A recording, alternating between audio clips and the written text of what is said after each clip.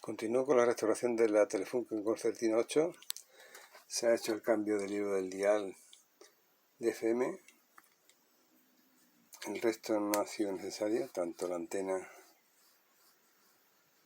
giratoria de AM como el dial de AM funciona correctamente. Ha habido que reemplazar el hilo de la FM, este más blanco, y lo veis, porque patinaba en un extremo de la banda, así que se ha reemplazado antes de que genere más problemas.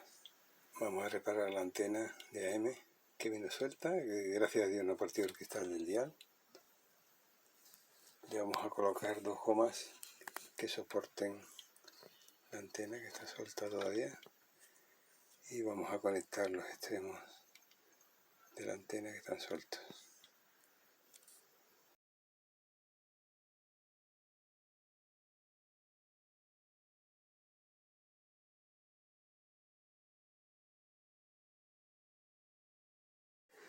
Según las características de la radio, la frecuencia intermedia de AM está en 460 kilociclos.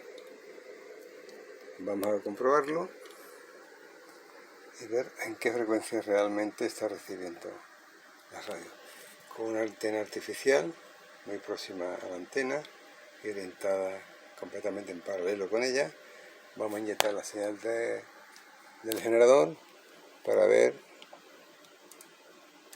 en qué frecuencia recibe. Las frecuencias normales están entre 445, 460 e incluso 470.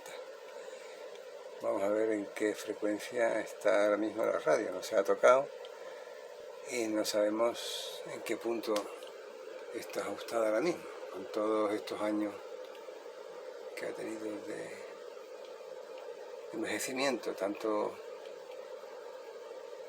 de componente como dilataciones del núcleo.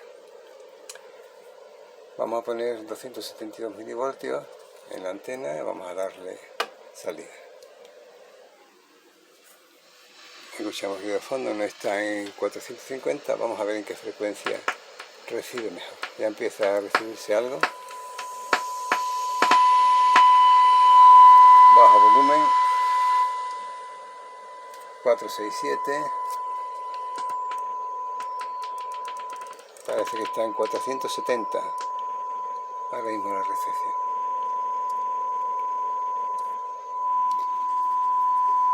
Como se hemos ajustado la antena y hemos comprobado que en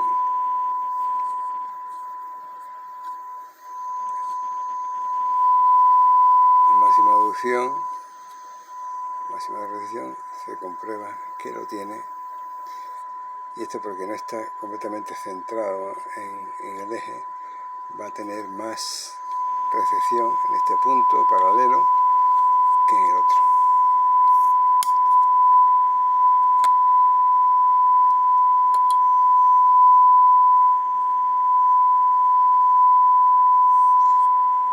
Pues vamos a intentar que esta frecuencia sea la 460, tal como dice el manual de la radio. Con la frecuencia de 460 kilociclos, el mejor método de ajuste en AM es utilizar la tensión del control automático de volumen, el CAV, llamado por uno, el control automático de sensibilidad, el CAS, es el AGC, Automatic Gain Control.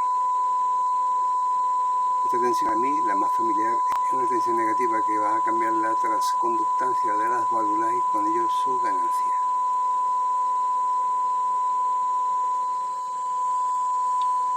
Ajustamos. Hay quien ajusta de oreja, pero a mí me gusta más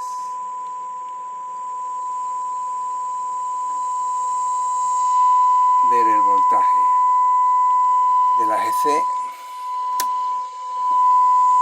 y ajustarlo para máxima amplitud.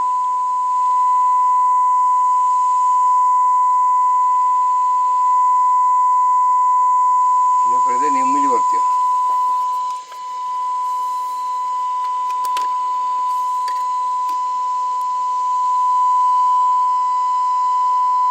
Ya vamos subiendo.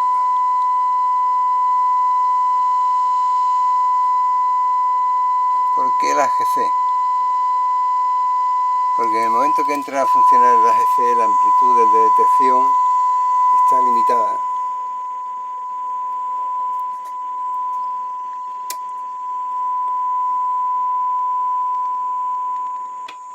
Y por lo tanto los ajustes ya son menos críticos. Vamos a la etapa anterior. Vamos centrando sobre 470. Tanto primario como secundario.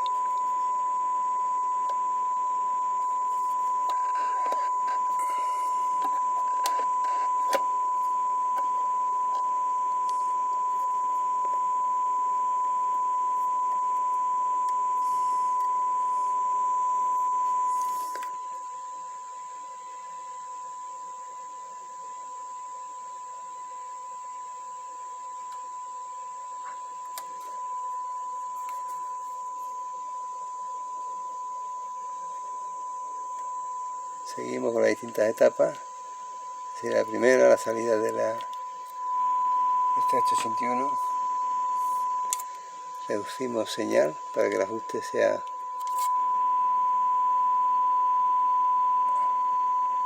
más fino.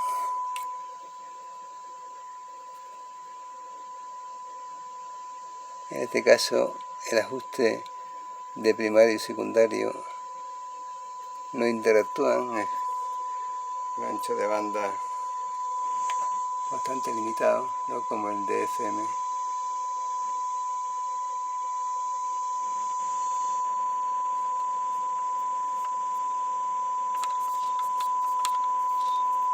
Me voy a un extremo de la banda para evitar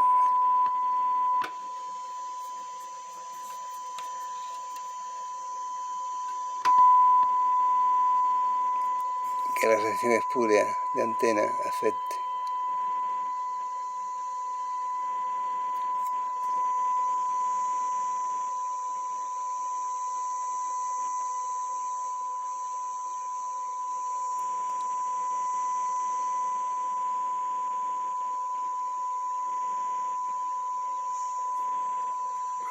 Vuelvo atrás un poco.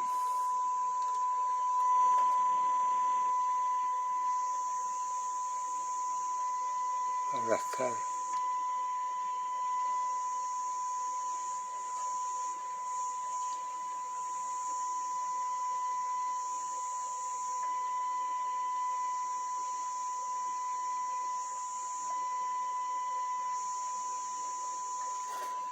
Esos poquillos milivoltios que pueda sacar de más.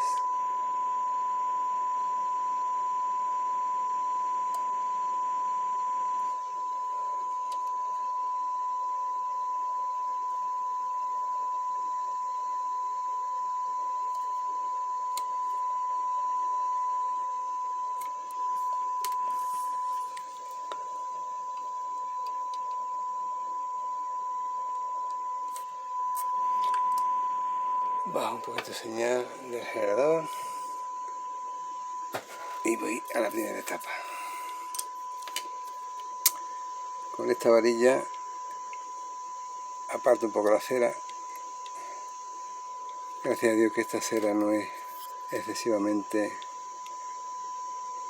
compacta que pueda bloquear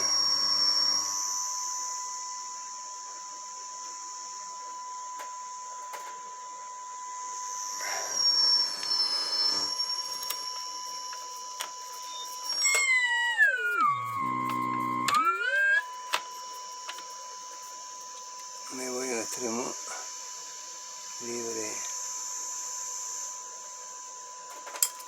de interferencia.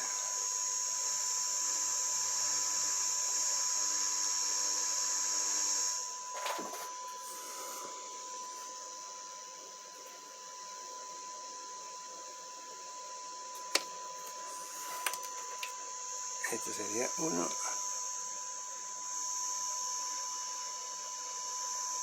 Y este sería otro. No se ha comprobado aún el estado del condensador variable, o si tiene algún problema durante el giro de que las chapas hagan corto a masa o... Entonces, ahora que estamos recibiendo esta señal, vamos a cambiar la posición de las placas. Y aquí parece que hay un problemilla. Yo creo que hasta a simple vista se ve ahí la chapa como está un poco más próxima.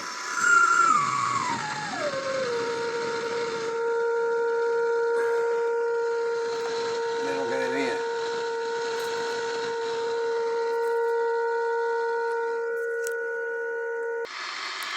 Hay un problema de resolución en AM. Parece que la tapa amplificadora funciona bien. Entra la antena, pero sin embargo el oscilador local parece que está muerto. He colocado un sniffer para ver si el analizador de espectro es capaz de captar la frecuencia intermedia, de captar la frecuencia del oscilador local de AM, pero no dan señales de vida. Volvemos a ver. No funciona el oscilador local de AM. Entonces vamos a empezar a medir voltajes en la placa, sobre todo, y en la reja. Vamos a ver si hay oscilaciones de realimentación a través de SP13, inducen 22 y que realimenta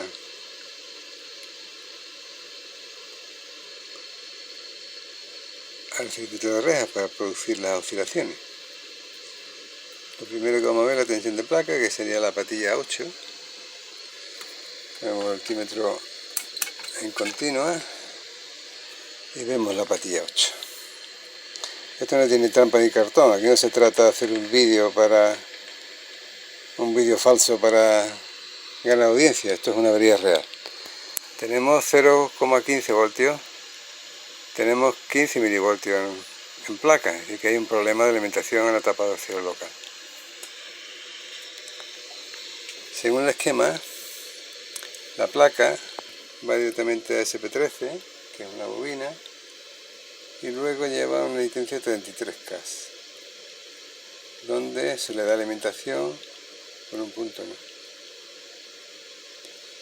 Aquí tenemos un condensador de 360 picofaradios y vamos a ver si tenemos tensiones en los extremos de la resistencia 33K, que ya he localizado que está aquí.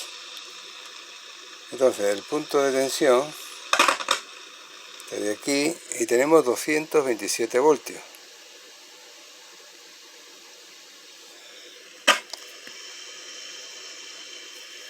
Medimos en otro punto y tenemos 0,15, es decir que hay un problema aquí en la resistencia.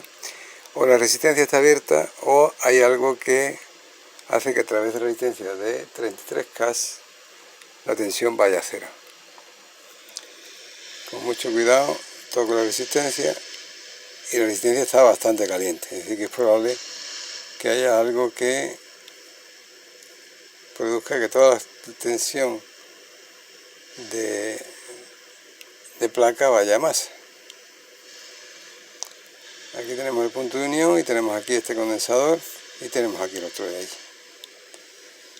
Voy a cortar alimentación y hacer las comprobaciones en ohmios para ver si es capaz de detectar alguna fuga o un cortocircuito. Poner esto en ohmios y comprobamos chasis primero. Vale, no tiene un 0 el polímetro, 3 ohmios. Bien. Aquí, lógicamente, va a haber una resistencia importante, son 2,2 megos. Y a ver en el otro extremo de la resistencia, ¿qué tenemos? ¡Wow! Tenemos 6 ohmios. Así que aquí hay un cortocircuito que hace que toda la tensión de la placa de la osciladora caiga en la resistencia de 33K y no deje prácticamente voltaje ninguno para la placa de la parte triodo de la SH81. Aquí dos opciones, o bien este condensador o este, pero vimos que el condensador en cuestión, 3,8 ohmios, el condensador en cuestión era este de 360 picos, que podría hacer que la tensión de la resistencia aquí está bien y aquí la tire a tierra. Y aquí haya una fuga, un cortocircuito que haga que toda la tensión caiga en la resistencia de 33K. Este punto sería el punto de masa y el otro extremo sería este, serían 10 ohmios. Así que voy a levantar el condensador y ver qué le ocurre. Y vimos que al final una de las chapitas hacía contacto con el estator, que es masa, y tiraba la tensión abajo. Aquí está la comprobación del condensador con el terminal del oscilador local desconectado de su condensador variable.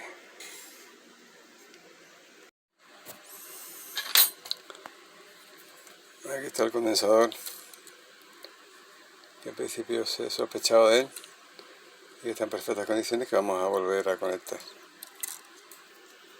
Se ha reconectado el condensador y ahora vamos a volver a comprobar, después de haber eliminado el cortocircuito que había en el condensador variable del oscilador local, la tensión de placa del oscilador local, la parte triodo del SH81. Aquí ya suena 232 voltios, tenemos alimentando al oscilador local a través de distancia de 33K, y en el otro extremo ya suena, significa que aquí ya voltaje, tenemos 81 voltios. Ya podemos esperar aquí oscilaciones del oscilador local. Vamos a probarlo primero con un osciloscopio. Nos vamos a la patilla 9, que es la que inyecta a una de las rejas, a la G3 de la SH81, la parte pentagrilla, que recuerdo al aficionado de aquella época, llamarla así, todo. Y vamos a ver la patilla 7 que tenemos.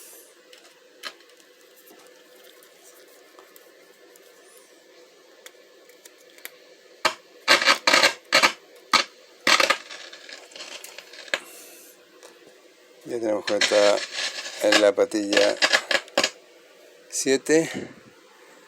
A ver si arranca el osciloscopio. Y aquí ya tenemos, señores, el oscilador. Vamos a hacerle frecuencia. Aquí tenemos un megaciclo, no sé si lo percibís ahí. Ya tenemos un megaciclo que es variable en función del mando de sintonía. Aquí tenéis. Seguimos teniendo problemillas, que ahora vamos a ver, en esta parte que vamos aumentando. Ya se escucha incluso una emisorilla por ahí. ¿Pero por dónde? Seguiremos investigando a ver qué ocurre en los cielos, como vamos aumentando la frecuencia. A medida que la frecuencia es superior, va decayendo en amplitud y llega un punto en que baja, que desaparece por cortocircuito, que vamos a ver qué punto es. He conectado el polímetro al terminal con esa variable, tenemos 73 voltios, y cuando llegue a hacer el chasquido desaparece el voltaje. Así que hay una de las chapas que está teniendo un problema en un momento determinado, y vamos a investigar a ver cuál de ellas es la que tiene ese problema. Una vez solucionado el problema de las chapitas del condensador variable de oscilador local que chocaban con el estator y tiraban a la tensión de placa del oscilador local a masa, habíamos visto anteriormente el oscilador local funcionando en la tensión en reja, y ahora tenemos conectado el sniffer para tomar una muestra en el emisor de espectro. A medida que voy, fijaros que está más o menos en un megaciclo, sería la frecuencia más baja, unos 530, 540, veremos cuál es realmente, y sumada a la frecuencia intermedia, ¿eh? El oscilador local está por encima de la frecuencia de antena, en justo la cantidad de la frecuencia intermedia. Vamos a sintonizar la radio de banda a banda y vemos cómo va manteniéndose aproximadamente la amplitud y barre hasta el extremo de la banda superior, decae un poco. Estamos hablando de amplitud no en decibelios, sino amplitud real en milivoltios.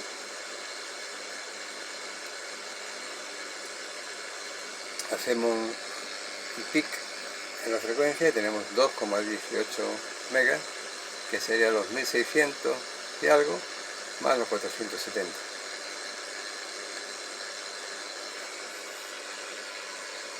Nos queda todavía ajustar la correspondencia del dial, tanto en FM como en AM, pero ya hemos avanzado en cuanto a que tenemos el pleno funcionamiento del receptor de AM. Comprobaremos también las bandas, onda larga y onda corta, para ver que tiene la sensibilidad y la correspondencia con el dial que pondremos muy pronto en la radio. Vamos a hacer una rápida comprobación de recepción. Faltan ajustes de alineación, tanto el tracking del oscilador local como el circuito de antena, en todas las bandas de AM. Y que podría agravar más la situación del incendio originado en Molezuelas de la Caballera, en Tiene una Zamora, antena de ferrita que afecta a la parte sur, como que es digo, sensible a la posición. Antes la radio con antena de ferrita fija, hay que girarla para buscar la máxima recepción. Aquí en este caso, simplemente con girar este mando, buscamos la máxima recepción. Por las zonas anti-binding de virreales. Son dos puntos que se está, afortunadamente, ahora mismo podemos utilizarlo en medios aéreos. Este incendio ha provocado el desalojo de muchas personas, los más de 1.300 vecinos de la zona de la Valduerna, que llegaban hace poco más de una hora al pabellón municipal limita el ancho de banda de audio y ser dirigidos a y sirven AM para quitar espurios y frecuencias altas que no están moduladas pero que se inducen en la radio además de humo en el ambiente, a través de antena. El más inteligible es la señal. Nos dio un poco de miedo, ¿eh? Aquí no es, en AM no es de esperar grandes anchos de banda ni gran fidelidad. A ratos, a momentos con... Es interesante. Y eso, pero... de resonancia en las que es un perfil de diplomática, porque de hecho tiene rango de embajadora, y no en vano viene de ser embajadora en Irlanda, que es uno de los países que se considera hostiles más que España. De hecho, a finales del año 2000...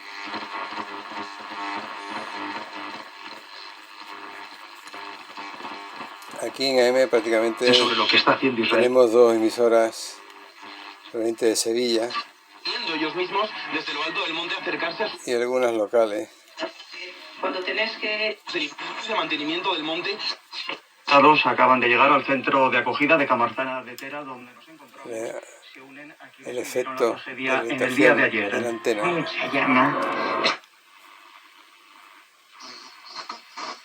el campo magnético señora gritando que se... debe de cruzar el centro del núcleo de ferrita, ¿no? El campo eléctrico magnético está a 90 grados desfasado.